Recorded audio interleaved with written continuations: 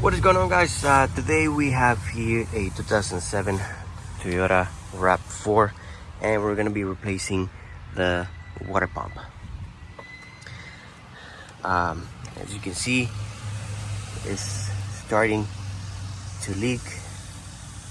We have some coolant on the belt, and yesterday that I came to check it out, when we started the truck it was making noise and the pulley was moving a lot. Today it's not moving that much, maybe because I moved the truck to a different location. And so yesterday the pulley was moving a lot, so I'm gonna start the truck, so hopefully we can see the pulley moving or we can hear it.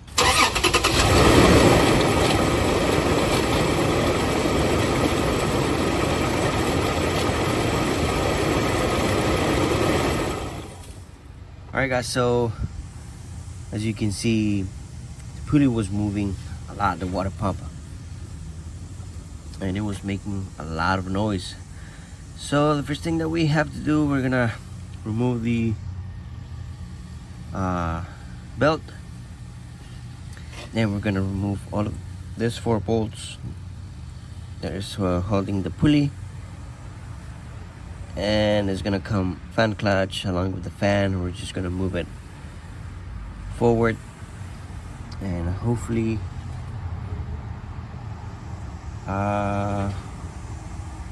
there's nothing on the way, but it is probably a pulley,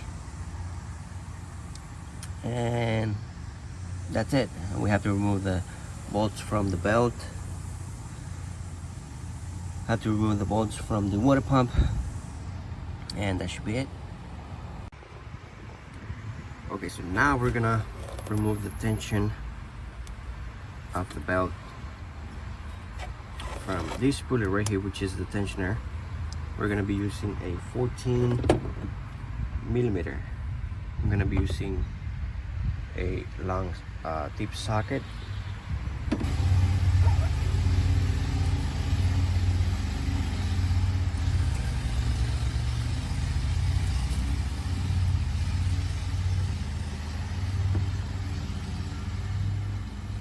Okay, now with a 12 millimeter wrench, I'm gonna loosen up the bolts holding the pulley, the water pump pulley.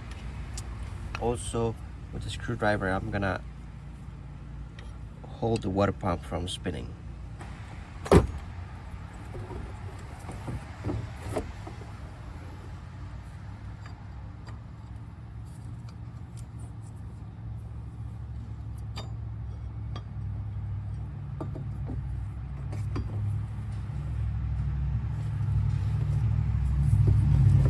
Okay, so now you have 2 options. You can either remove the fan shroud so you can have more space to work, or you can try to do it like this. I think I'm gonna remove it, that way I have a little more space. I think so.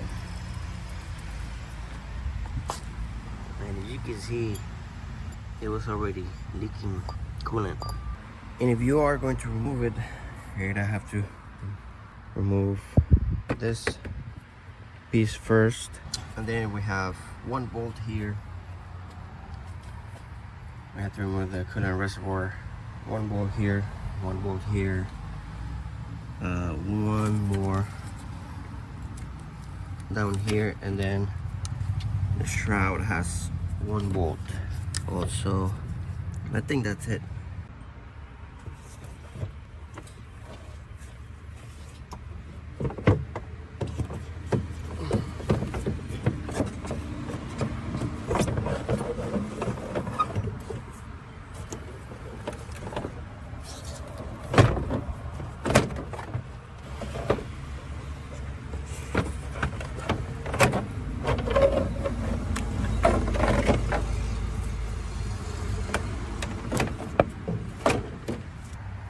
Okay, now we have a little bit more space, and we do have to remove this pulley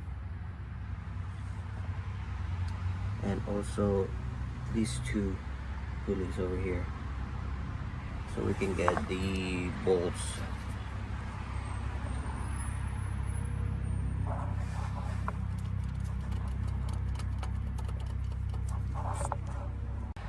And to remove those, we need a 14mm socket.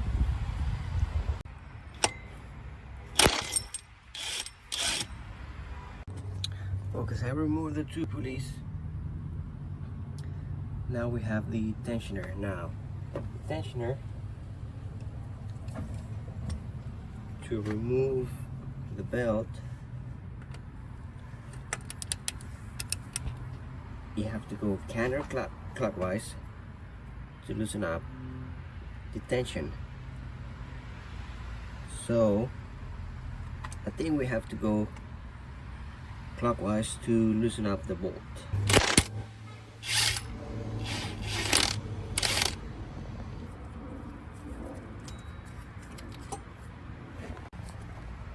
Okay, so I removed all of the pulleys that were on the way, and this one, the tension, you have to loosen up clockwise. So now we have space to remove all of the bolts holding the water pump. We have some 10s and we have some 12s. So you just have to remember where each one goes. Sometimes they even have long bolts and short bolts. I'm not sure about this one, but we'll see. And another thing, make sure you have something underneath so you can catch all of the antifreeze that you might, if you had some, if you don't want to make a spill, go ahead and put something underneath. So also we have to remove, so the water pump comes all the way right here. I'm going to show you the new one, but also we have to remove, there's one here, one here, one here, and one up here. Let me show you the new one. Okay, so this is the water pump. It's Duralast. This is the part number, and as you can see, we have all the gaskets and the bolts, and as you can see, it comes all the way over here. So there's one in here, 3 here, and one more over here that we have to remove on the old water pump. Alright guys, so I'll remove the bolts holding this top part. So I removed all the bolts. Now this should be able to come backwards. Now I don't know if it's gonna leak from here though. Hopefully it doesn't. I'm pretty sure that has a gasket there, and hopefully it doesn't leak. But yeah, there's one here, one here, and one here, and also one over here. Now let's try to put it backwards. That way we can remove the water pump.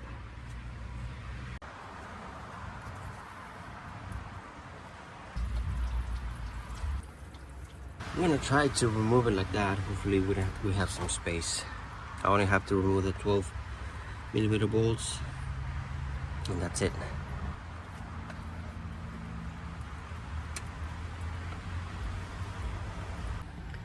Okay, so I was able to get it out, but I'm not sure if I'm gonna be able to put it back in without removing these pieces. I'm gonna try anyway. Here's the old one.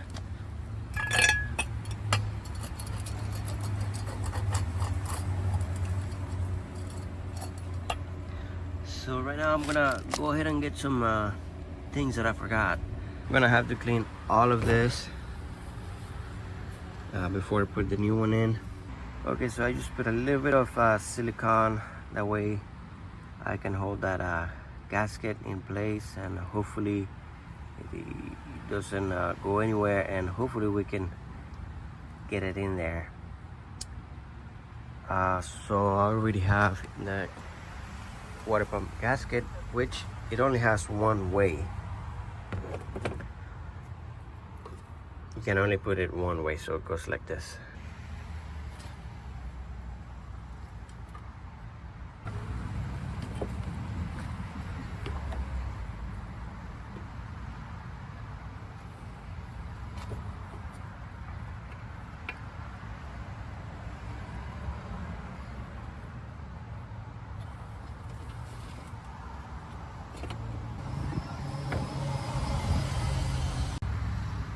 Okay, so I was able to put it like that.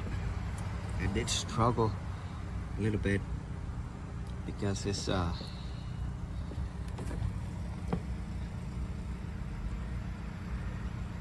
these where the pulleys, the dry pulleys go. So this one here and the other one on top is hitting on there. So, but I was able to put it in and just go ahead and put the bolts, put everything back together. Alright guys, so I'm done with the water pump. Just gotta make sure that you put all of the bolts. Shake it twice. After that, I'm gonna go ahead and put these bolts right here.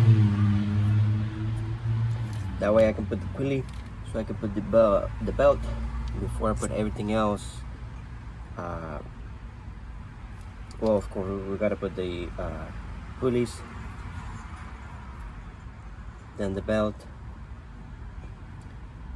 That way it's a little easier to do the belt before we do the fan and everything else.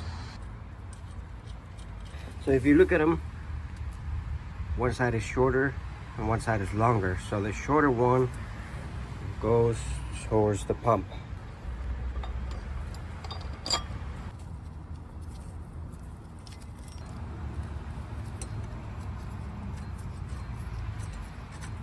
Okay, so I believe these two pulleys are the same, but this one is different. The one from the tensioner is different.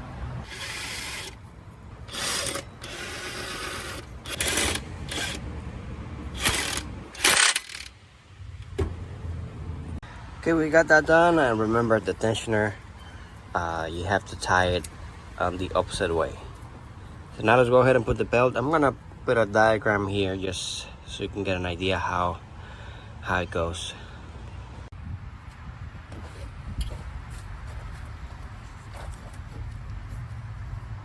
Okay, so now that the belt is done, we're gonna go ahead and put the fan shroud along with the fan clutch and fan.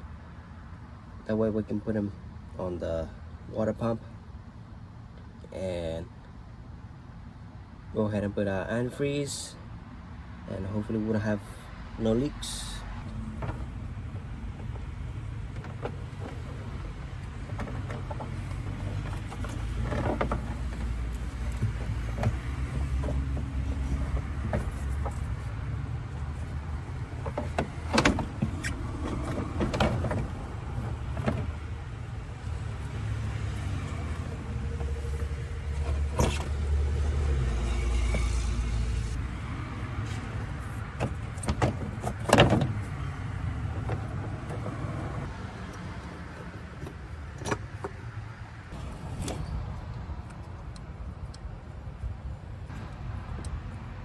Alright guys, so now we're gonna go ahead and tie the fan clutch to the water pump pulley. Hopefully, if it doesn't turn, we can tie them all. If not, we're gonna have to use the screwdriver again to hold it in place.